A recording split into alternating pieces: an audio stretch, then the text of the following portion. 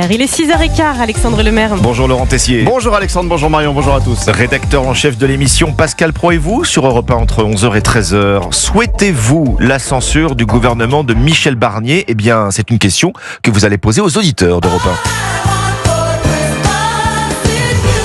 Maria Carey chante Tout ce que je veux pour Noël, c'est toi. Cher Père Noël, tout ce que je veux, c'est un gouvernement. Maintenant, oui, je dois changer ma liste de cadeaux envoyés la semaine dernière, alors que mon programme des prochains jours était déjà fixé. Téléfilm de Noël l'après-midi, choix du menu pour les 24 et 25, chapon ou dinde, foie gras, crevettes ou des huîtres en entrée, les trois peut-être.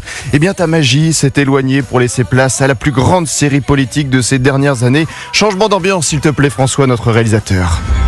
Sur le fondement de l'article 49, alinéa 3 de la Constitution, j'engage la responsabilité du gouvernement, de mon gouvernement. Nous censurerons ce gouvernement. Nous déposons une motion de censure et nous voterons la censure du gouvernement. Là, comment résumer en quelques mots l'ambiance générale ? On est mal. C'est vraiment la cata, c'est là. C'est la catastrophe. Le gouvernement de Michel Barnier vit probablement ces dernières heures. Le peuple aboie, les gouvernements passent. Le Rassemblement national avait prévenu.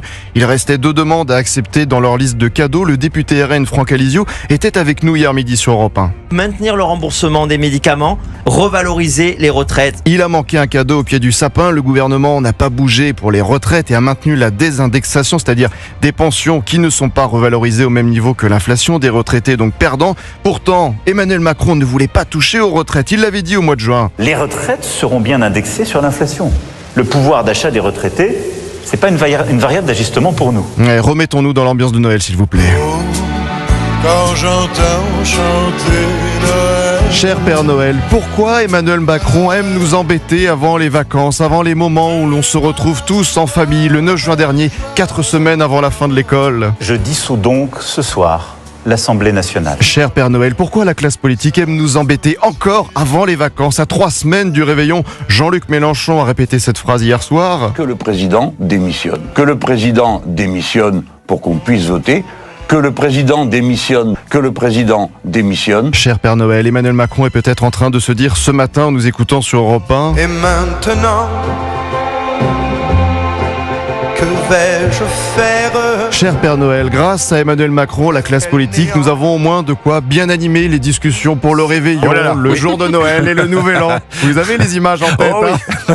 Et c'est pas comme si la période pouvait déjà être tendue avec toutes les histoires de famille qui ressortent à table, les retrouvailles avec les beaux-frères, les belles-sœurs, les cousins, l'oncle de gauche, l'oncle de droite. 55% des Français évitent le sujet de la politique à Noël. Ça va être dur d'y échapper. Voilà ce qui nous attend. Préparez-vous. Tous des pourris. Alors écoutez, on aura déjà parlé, je veux dire, les mecs de droite ou les mecs de gauche, je veux dire, on est d'accord, c'est tous des pourris, surtout les mecs de gauche d'ailleurs. Attends, tu vas pas mettre les extrémistes au pouvoir maintenant. Les mecs du Front National, ils disent pas que des conneries, voilà. On va parler politique. La table du réveillon revisitée par les inconnus. Vivement Noël. Ça vous parle aussi Laurent Tessier. J'ai hâte. Laurent, à tout à l'heure. Pascal Pro et vous à partir de 11h sur Europe 1 et dans un instant.